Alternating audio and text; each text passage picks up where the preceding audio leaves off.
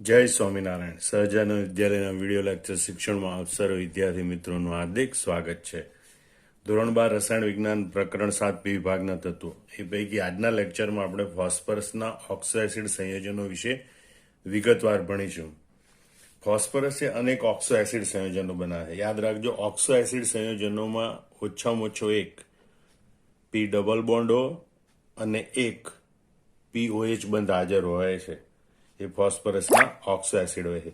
એ પૈકી 7 oxo acid આપણે ભણવાના છે. Hypophosphorous acid, orthophosphorous acid, pyrophosphorous acid, hypophosphoric acid, orthophosphoric acid, pyrophosphoric acid અને મેટાફોસ્ફોરિક એસિડ. પહેલો એસિડ આપણે જોઈએ હાઇપોફોસ્ફરસ એસિડ.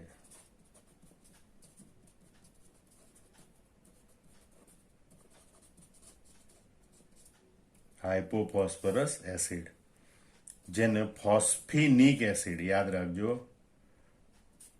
ફોસ્ફિનિક એસિડ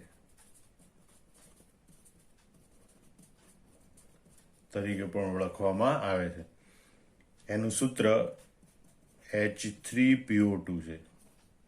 હાઇપોફોસ્ફરસ એસિડ અથવા કહેવાય ફોસ્ફિનિક એસિડ, એનું સૂત્ર H3PO2 છે. હાઇપો શબ્દ એટલે એની ફોસ્ફરસ એસિડ એના કરતાં ઓક્સિડેશન અવસ્થા ઓછી હોય એવો જો ઓક્સો એસિડ હોય તો એને હાઇપોપૂર્વક લગાડવામાં આવે, એટલે એને હાઇપોફોસ્ફરસ એસિડ તરીકે ઓળખવામાં આવે. સામાન્ય રીતે સફેદ ફોસ્ફરસ એની બેઝ એટલે કે NOH કે QHના દ્રાવણ સાથે પ્રક્રિયા કરવાથી આવા હાઇપોફોસ્ફરસ એસિડ બનાવી શકાય છે. એના બંધારણમાં જોઈએ તો ફોસ્ફરસ મધ્યસ્થ પરમાણુ તરીકે 2 ઓક્સિજન હોય છે. એ પૈકીને એક ઓક્સિજન ડબલ બોન્ડથી ઓક્સો સમૂહ તરીકે હોય છે, બીજો ઓક્સિજન OH સમૂહ તરીકે, હાઇડ્રોક્સી સમૂહ તરીકે હોય છે, અને બાકી વધ્યા 2 હાઇડ્રોજન, એક હાઇડ્રોજન OH સમૂહમાં છે. એ બંને હાઇડ્રોજન સીધા જ ફોસ્ફરસ સાથે સહસંયોજક બંધથી જોડાયેલા હોય છે. અને ફોસ્ફરસ સાથે 2 ઓક્સિજન અને 2 હાઇડ્રોજન કુલ 4 પરમાણુ સમચતુષ્ફલકી રીતે ગોઠવાયેલા હોય છે. અહીંયા ફોસ્ફરસની ઓક્સિડેશન અવસ્થા +1 હોય છે. હાઇપોફોસ્ફરસ એસિડમાં ફોસ્ફરસની ઓક્સિડેશન અવસ્થા +1 હોય છે.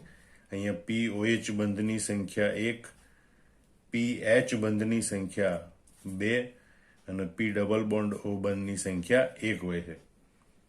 તેમજ અહીંયા POH બંધની સંખ્યા 1 છે. OH બંધમાં રહેલો હાઇડ્રોજન છે એ જલી દ્રાવણમાં H+ તરીકે મુક્ત થઈ શકે, માટે આ ઓક્સો એસિડની બેઝિકતા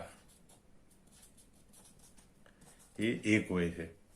આમાં હાઇપોફોસ્ફરસ એસિડ છે એ જલી દ્રાવણમાં એક H+ આયન મુક્ત કરી શકે છે, માટે એની બેઝિકતા 1 હોય છે.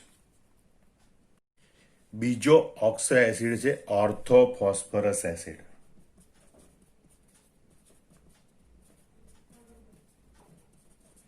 ઓર્થોફોસ્ફરસ એસિડ, જેને ફોસ્ફોનિક એસિડ તરીકે પણ ઓળખવામાં આવે છે, જેનું સૂત્ર છે H3PO3, જેને સામાન્ય રીતે ખાલી ફોસ્ફરસ એસિડ એ નામથી પણ ઓળખી શકાય છે. એનું સૂત્ર હોય છે H3PO3. સામાન્ય રીતે P2O3 ફોસ્ફરસ ટ્રાયોક્સાઇડ, કે જે હકીકતમાં P4O6 ટેટ્રા ફોસ્ફરસ હેક્ઝોક્સાઇડ સ્વરૂપે હોય છે, એની પાણી સાથેની પ્રક્રિયા કરવાથી આ રીતે ફોસ્ફરસ એસિડ એટલે કે ઓર્થોફોસ્ફરસ એસિડ મેળવી શકાય છે. એના બંધારણમાં ફોસ્ફરસ સાથે એક ઓક્સો સમૂહ એટલે કે P ડબલ બોન્ડ હોય. એક ઓક્સિજન સિવાય બાકીના 2 ઓક્સિજન છે એ OH સ્વરૂપે હોય, હાઇડ્રોક્સી સમૂહ સ્વરૂપે હોય. હવે એ પૈકી આ 2 હાઇડ્રોજન પછી ત્રીજો હાઇડ્રોજન છે એ સીધો ફોસ્ફરસ પરમાણુ સાથે સહસંયોજક બંધથી જોડાયેલો હોય છે. આમ P ડબલ બોન્ડ ઓક્સો સમૂહની સંખ્યા 1 હોય છે, OH બંધની સંખ્યા 2 હોય છે અને PH બંધની સંખ્યા 1 હોય છે. આ સંયોજનમાં ફોસ્ફરસની ઓક્સિડેશન અવસ્થા +3 હોય છે. અને અહીંયા 2 OH સમૂહ છે એ જલી દ્રાવણમાં 2 H+ મુક્ત કરી શકે, માટે આ એસિડની બેઝિકતા 2 હોય છે. ત્રીજો એસિડ આપણે જોઈએ પાયરોફોસ્ફરસ એસિડ. પાયરોફોસ્ફરસ એસિડ, જેનું સૂત્ર યાદ રાખજો, H4P2O5. સામાન્ય રીતે ફોસ્ફરસ ટ્રાયક્લોરાઇડ છે એની H3PO3 ઓર્થોફોસ્ફરસ એસિડ સાથેની પ્રક્રિયાથી આ પાયરોફોસ્ફરસ એસિડ બનાવી શકાય છે. પાયરો શબ્દ એ હોય કે ફોસ્ફરસ એસિડ હોય. પાયરો એટલે ગરમ કરવું. આમ તો ફોસ્ફરસ એસિડને ગરમ કરવામાં આવે ત્યારે તેના બે અણુઓ જોડાય અને જોડાણ આગળથી પાણીનો અણુ દૂર થાય અને જે અણુ બને એને કહેવાય પાયરોફોસ્ફરસ એસિડ. ફોસ્ફરસ એસિડના બે અણુ આ પ્રમાણે હોય, P ડબલ બોન્ડ OH અને PH plus P double bond OH અને H. આ બંને જોડાય અને ગરમ કરવામાં આવે ત્યારે બંને જોડાય, જોડાણ આગળથી પાણીનો અણુ દૂર થાય, અહીંથી H અને અહીંથી OH દૂર થાય અને એટલે બને P double bond O, P double bond O, H OH. તો આ પ્રમાણેનું બંધારણીય સૂત્ર એ પાયરોફોસ્ફરસ એસિડનું છે. બે અણુ જોડાય, જોડાણ આગળથી પાણીનો અણુ દૂર થાય અને એટલે જે બને એને પાયરોફોસ્ફરસ એસિડ કહેવાય, અથવા તો ઘણી વખત એને ડાયફોસ્ફરસ એસિડ પણ કહેવાય છે.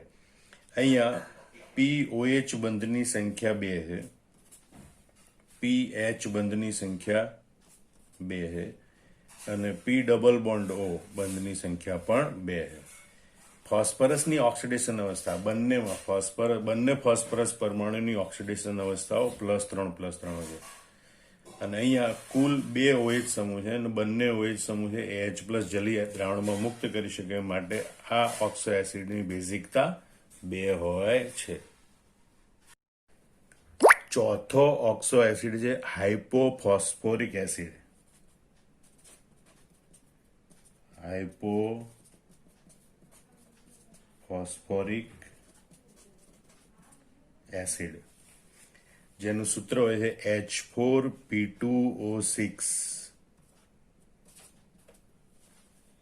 એની બનાવટ લાલ ફોસ્ફરસની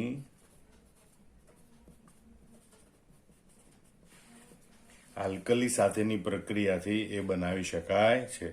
H4P2O6 હાઇપોફોસ્ફોરિક એસિડ. હાઇપો શબ્દ એટલા માટે કે ફોસ્ફોરિક એસિડની જે ઓક્સિડેશન અવસ્થા એના કરતાં આની ઓક્સિડેશન અવસ્થા ઓછી છે ફોસ્ફરસની, માટે હાઇપોપૂર્વક લગાડવામાં આવેલો છે. એનું બંધારણ આ પ્રમાણે હોય છે, P double bond O, P double bond O. 2 ફોસ્ફરસના પરમાણુ છે, બંને ફોસ્ફરસના પરમાણુ સાથે એક ઓક્સો સમૂહ હોય, બાકીના 2 OH સમૂહ હોય અને બંને ફોસ્ફરસ પરમાણુ એકબીજા સાથે સિંગલ બોન્ડથી જોડાયેલા હોય છે. તો અહીંયા POH બંધની સંખ્યા કુલ 4 છે. PH બંધ અહીંયા બિલકુલ છે નહીં, એના બદલે P બંધ આવેલો છે અને P ડબલ બોન્ડ ઓક્સો સમૂહની સંખ્યા અહીંયા 2 છે.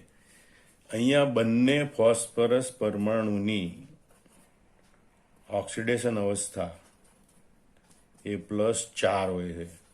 ફોસ્ફોરિક એસિડમાં +5 ઓક્સિડેશન અવસ્થા, એના કરતાં એક ઓક્સિડેશન અવસ્થા ઓછી છે માટે અહીંયા હાઇપોપૂર્વક લગાડવામાં આવે ફોસ્ફોરિક એસિડ આગળ. એટલે H4P2O6 છે એને હાઇપોફોસ્ફોરિક એસિડ તરીકે ઓળખવામાં આવે. અહીંયા 4 OH સમૂહ છે, એ 4 OH સમૂહ 4H+ મુક્ત કરી શકે માટે એની બેઝિકતા એ 4 હોય છે. પાંચમો ઓક્સો એસિડ છે ઓર્થોફોસ્ફોરિક એસિડ.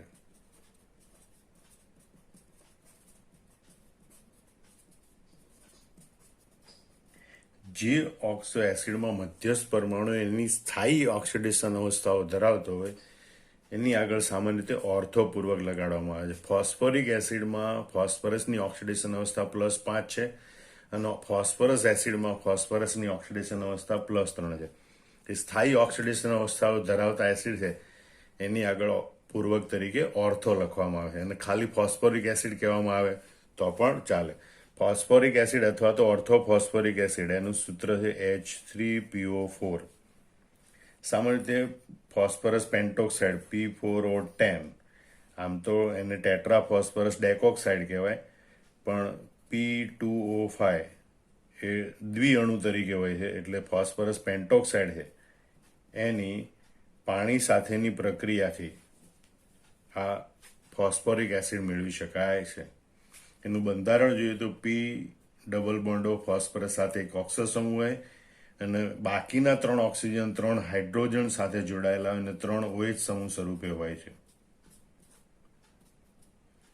આમ ફોસ્ફોરિક એસિડમાં POH બંધની સંખ્યા 3 હોય છે, PH બંધ હોતા નથી અને P ડબલ બોન્ડ ઓ બંધની સંખ્યા 1 હોય છે. અહીંયા ફોસ્ફરસની ઓક્સિડેશન અવસ્થા યાદ રાખજો +5 હોય છે અને અહીંયા 3 OH સમૂહ છે, જલી દ્રાવણમાં 3 H+ મુક્ત કરી શકે છે, માટે ફોસ્ફોરિક એસિડની બેઝિકતા એ 3 હોય છે. છઠ્ઠો ઓક્સો એસિડ જોઈએ, પાયરોફોસ્ફોરિક એસિડ.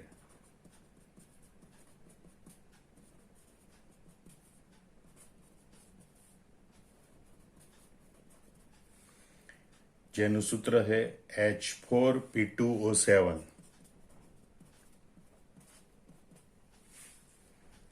સામાન્ય રીતે ફોસ્ફોરિક એસિડ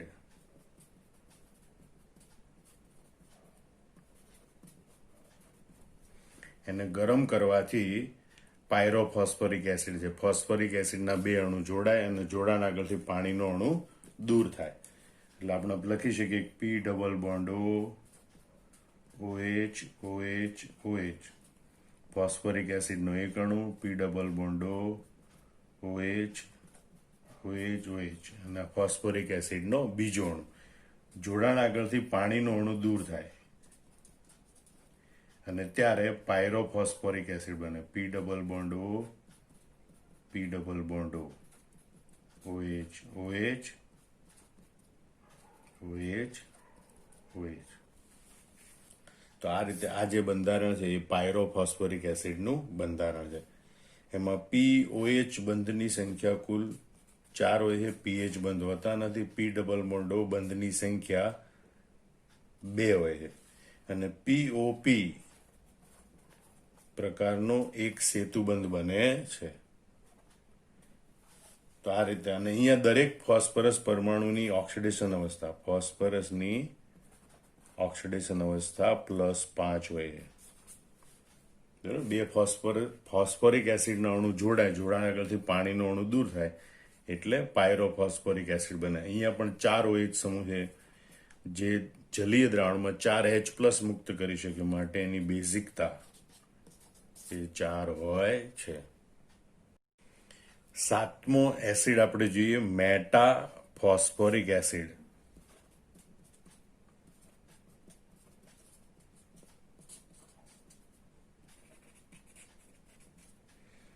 જેને પોલીમેટાફોસ્ફોરિક એસિડ તરીકે પણ ઓળખવામાં આવે. એનું સામાન્ય સૂત્ર છે HPO3N. હકીકતમાં આ પોલિમર પદાર્થો એવી રીતે વર્તે છે, મતલબ કે ફોસ્ફોરિક એસિડના અનેક અણુ એકબીજા સાથે જોડાય અને જોડાણ આગળથી પાણીના અણુ દૂર થતા જાય અને લાંબી સાંકળરૂપ જે મોટો અણુ બને એને મેટાફોસ્ફોરિક એસિડ અથવા તો પોલીમેટાફોસ્ફોરિક એસિડ કહેવામાં આવે. અહીંયા ફોસ્ફોરિક એસિડને